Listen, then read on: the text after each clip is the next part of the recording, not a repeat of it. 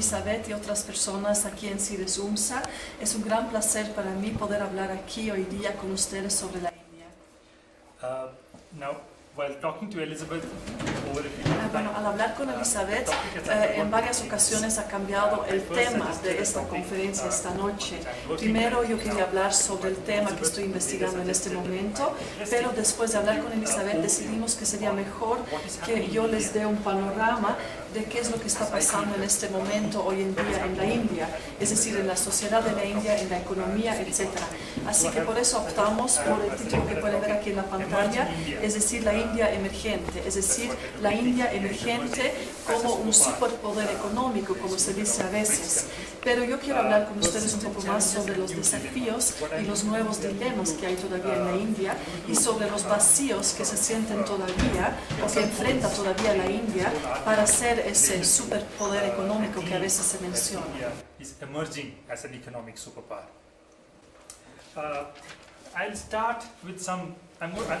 No es una presentación muy estructurada, o sea, no estoy trabajando en un argumento que va a ser un solo argumento a lo largo de toda la presentación. Más bien les voy a lanzar muchas cifras y muchos datos, pero son datos y cifras que hablan de por sí. The data, I think, is self-explanatory. The data speaks in some sense. So the first slide I'll show you is a slide related to what economics we call as structural La primera diapositiva nos muestra algunos problemas estructurales que hay en la agricultura en la India. Nos vamos a fijar solamente en las dos primeras columnas, que son datos del año 72-73 hasta el año 2004-2005. La primera columna nos muestra la proporción de la agricultura en el PIB, a precios del año que se muestra ahí, y podemos ver que la proporción de la agricultura en el PIB ha bajado de un 41% en el 72-73 a un 20% en el año 2004-2005. Y lo que es más, si añadiéramos ahí los datos del año 2011, podríamos ver que ha bajado aún más, a un 15%. O sea, ha bajado a una tasa significativa la proporción o el porcentaje de la agricultura en el PIB. Pero lo que vemos normalmente en otros países desarrollados, por ejemplo en Europa o en Estados Unidos, normalmente cuando baja la proporción de la agricultura en el PIB, también baja al mismo ritmo la proporción de la agricultura en el empleo. Eso podemos ver no ha pasado en la India, porque la proporción de la agricultura en el empleo ha bajado solamente de un 73% a un 56%. O sea, lo que vemos básicamente en la India es de que el ingreso de la agricultura ha bajado muchísimo, pero sigue habiendo muchos trabajadores en el sector agrícola. O sea, si vemos una torta, la parte que corresponde en la torta a la agricultura es mucho más chiquita ahora, pero sigue habiendo una gran cantidad de trabajadores trabajando en esta pequeña partecita de la torta. Así que esto es una característica estructural de la India en los últimos 30-40 años. O sea, esto nos muestra que hay un desequilibrio muy importante en la India. A veces la gente cree que todos quienes hemos estudiado en la India somos expertos en tecnologías de la información, no somos expertos en computación y trabajamos en Europa o en Estados Unidos, pero no es así, porque como pueden ver aquí, el 56% de la población de la India sigue trabajando en el sector agrícola, pero ese sector agrícola solamente representa el 15 al 20% del ingreso. Es decir, que entre la población trabajadora del sector agrícola hay una gran pobreza. Why has this happened? Why has the structural Y bueno, ¿por qué pasa esto? ¿Por qué vemos esto? ¿Y por qué no ha habido un cambio estructural en la India? Pues para entender eso nos tenemos que fijar un poquito en los motivos o las razones históricas en la India. Y no se preocupen, no vamos a hablar mucho de la historia, solamente una o dos diapositivas. Pero es muy importante mencionar que la India era una colonia desde el siglo XVIII hasta el año 1947, cuando se independizó de Gran Bretaña. Fue una de las colonias más importantes de Gran Bretaña durante muchos años. Así que es muy importante para entender lo que pasa hoy en día, después de 60 años de independencia. Para entender lo que pasa hoy en día tenemos que mirar qué es lo que pasó durante la época colonial. If you look at the impact of British rule in India, the British conquest of India led to very fundamental changes in the nature of village communities. It completely Tenemos que ver cuál fue el impacto del dominio británico en la India. Pues la conquista británica de la India dio lugar a cambios fundamentales en la estructura, por ejemplo, de las comunidades y en los sistemas tradicionales. Y estos cambios se dieron de dos formas. Una forma es que los británicos, ellos fueron a la India con un solo fin, es decir, maximizar los ingresos a través de impuestos y por otros medios. Y para maximizar los ingresos de su colonia, ellos hicieron dos cosas. En primer lugar, que desmantelaron, desintegraron todos los sistemas tradicionales de tenencia de la tierra e introdujeron sistemas nuevos. Y los nuevos sistemas que introdujeron básicamente eran un reflejo de lo único que ellos conocían, es decir, los sistemas que se aplicaron en Inglaterra o alguna vez también sistemas que se aplicaban en Francia. Y lo otro que ellos hicieron es que fomentaron la agricultura comercial, por ejemplo, de algunos cultivos como ser el algodón, que era muy importante, y el yute. El algodón, por ejemplo, fue una materia prima que ellos exportaron en grandes cantidades a las fábricas textileras en Manchester, en Reino Unido, y bueno, las exportaron como materia prima a un precio muy bajo. Y ahí en Manchester, en las fábricas, la materia prima se convirtió en un producto acabado que luego fue exportado nuevamente a la India, donde se vendía. Es decir, que eso también tuvo un impacto tremendo en las habilidades artesanales que había en la India. Which were dependent on the textile. One of the important consequences of this new land systems that emerged in India was the creation of a new form of landlordism. Una de las consecuencias del nuevo sistema de tenencia de la tierra que se introdujo bajo el dominio británico es que antes había terratenientes, había propietarios de tierras muy grandes, pero no era legal esa tenencia de tierras. Pero esos terratenientes que estaban muy aliados con los ingleses, ellos lograron obtener más tierras, o sea, grandes extensiones de tierras de una forma legal. O sea, bajo el dominio británico se legalizó la tenencia de grandes extensiones de tierras o incluso se institucionalizó. Así que eso generó una concentración o un monopolio en cuanto a la tenencia y el uso de la tierra. They were also legalized or institutionalized as part of the agrarian structure. There were a few additional features of this period. For example, there was abnormally high bueno, este sistema tiene algunas características adicionales. Por ejemplo, el tema de la renta por alquilar las tierras. Se cobraban rentas muy altas a los inquilinos de tierras. Por ejemplo, la renta podía representar hasta un 80% del superávit o del excedente que producía el campesino. Otra característica o problema adicional era la tenencia insegura de la tierra. O sea, un inquilino nunca sabía si iba a poder mantener la misma tierra el año siguiente porque el terrateniente lo podía botar en cualquier momento. Esto significa que ningún inquilino de tierras, ningún agricultor invertía en sus tierras. O sea, no había ninguna inversión de capital en esa época. Y otro problema que había es lo que se llama la subenfeudación. Esto es un problema que significa que el terrateniente, digamos que un terrateniente tiene 1000 hectáreas, esas 1000 hectáreas, él va a alquilar esas 1000 hectáreas, digamos, a 10 personas, lo que llamamos la subcontratación hoy en día, o la tercerización. O sea, esas 10 personas tienen 100 hectáreas cada una, pero esas 10 personas a su vez alquilan la tierra a otras personas, digamos a otras 3 personas, uno 30, otro 40 hectáreas. Y esas personas con 30 hectáreas o 40 hectáreas a su vez hacen lo mismo, o sea, subalquilan la tierra a otras personas. Y, o sea, al final veíamos que entre el terrateniente y el inquilino final había como 8 o 9 pasos intermedios. Y claro, cada uno quería tener un margen de ganancia. El resultado es que la renta cobrada al último en la cadena, al que tenía menos tierra, era un monto muy elevado. Y era, o sea, un monto mucho más elevado de lo que cobraba el terrateniente a los primeros. Finally, there was usury. Usury, the presence of large number of money lenders who charge very high rates of Y interest. luego también teníamos el problema de la usura, es decir, había prestamistas que cobraban intereses muy elevados de hasta un 100 o 120% al año. El resultado de todos esos factores fue que nadie invertía en la agricultura, nadie quería que la agricultura crezca. Los únicos interesados en el sector agrícola fueron los terratenientes, pero solamente por percibir la renta. Así que todo esto, el resultado de todo eso fue una ruptura de la estructura de incentivos en la agricultura en la India, o también podríamos decir que había un factor dentro del sistema mismo que deprimía el sistema desde adentro, es decir, un depresor incorporado en el sistema.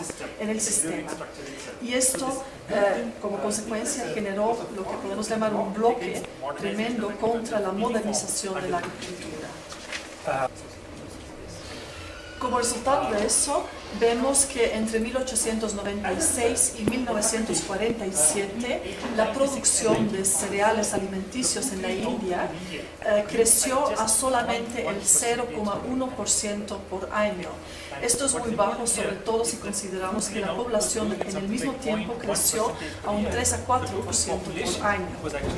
Así que podemos ver que como consecuencia la disponibilidad de cereales alimenticios por cápita alcanzaba a unos 200 kilogramos en 1918, pero esto bajó a 150 solamente hasta el año 1947. Es decir, que bajó en 50 kilos por persona en solo 50 años. Y bueno, esto nos lleva a los desafíos que se veían en el momento de la independencia de la India, porque los británicos nos habían dejado uno de los problemas agrarios o de la tierra más complicados, más refractarios en el mundo entero. O sea, en 1947 el problema de la tierra en la India fue sumamente complicado debido a las estructuras complicadas que habían sido importadas por los ingleses, que habían aplicado de forma legal sistemas que eran sistemas aplicados en su mundo. O sea, básicamente toda la estructura agraria, el sistema agrario, era un lío completo en 1945.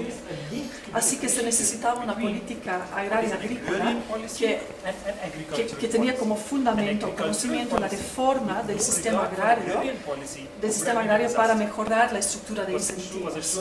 Y eso nos lleva al vínculo que se tenía que ver entre una reforma, entre nuevas políticas agrícolas y nuevas políticas agrarias, porque está claro que si en ese contexto se aplicaban nuevas políticas agrícolas sin una nueva política agraria o de las tierras, iba a ser un desastre completo. Así que en la India lo que queríamos es tener una reforma agraria detenida, una reforma de las tierras combinada con una reforma de las políticas agrícolas. Y bueno, Nehru, el primer ministro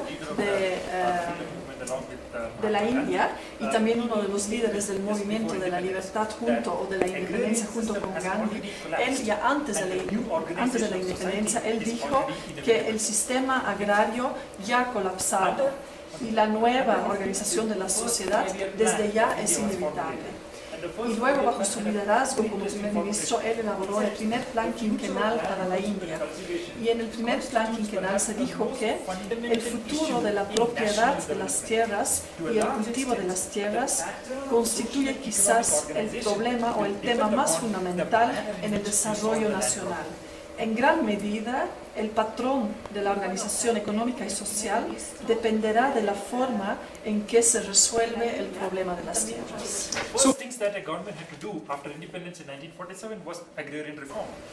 Y entonces, después de la independencia, en 1947, una de las primeras cosas que se tenían que hacer era implementar una reforma agraria, tal como se hizo en Bolivia en 1952 y en otros países también.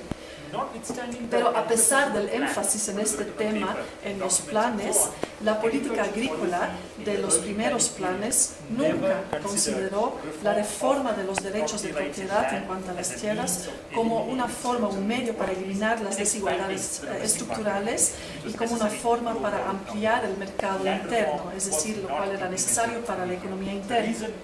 interestingly, Y nunca se implementó la reforma agraria por un motivo muy sencillo. Y es que los gobiernos provinciales eran los encargados de la reforma agraria, pero después de la independencia, en los gobiernos provinciales había muchos terratenientes que eran parte de los gobiernos. Ellos eran ministros o tenían otros cargos en los gobiernos provinciales, así que obviamente ellos como terratenientes no tenían ningún interés en implementar una reforma agraria. O sea, como resultado podemos ver que las reformas agrarias eran un gran fracaso. Veamos algunos datos. Hasta el momento, menos del 2% de todas las tierras operadas totales fueron redistribuidas. Vemos que en cuanto a los inquilinos, los muchos inquilinos pequeños que hay y que querían tener o bien una propiedad de tierras o bien una mayor seguridad en su tenencia o en su alquiler de las tierras, vemos que solo el 3,8% de las tierras totales fueron concedidas a los inquilinos, es decir, como propiedad o con una seguridad en la tenencia. Y si consideramos que en la India hay 27, 28 estados, si sacamos 3 de esos estados, vemos que el área distribuida baja a menos del 1%. Es decir, que la mayoría de la distribución ocurrió en solo 3 de los 28 estados. Y eso también está reflejado en el coeficiente Gini, que es un índice de la desigualdad. Vemos que el índice Gini, que en realidad tenía que haber subido, que tenía que haber bajado, en realidad en la India subió del 0,71 al 0,74. O sea, en vez de bajar, ha subido el problema de la distribución de tierras en la India.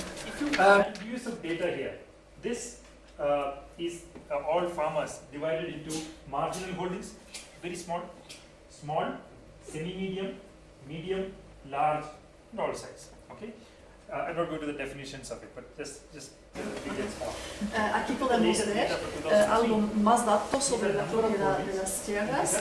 A la izquierda podemos ver las diferentes categorías de tenencia de la tierra, desde marginal, pequeña, media grande, media hasta grande. Y en las columnas a la izquierda podemos ver el número de hogares o familias y a la derecha el porcentaje de la tierra que tienen.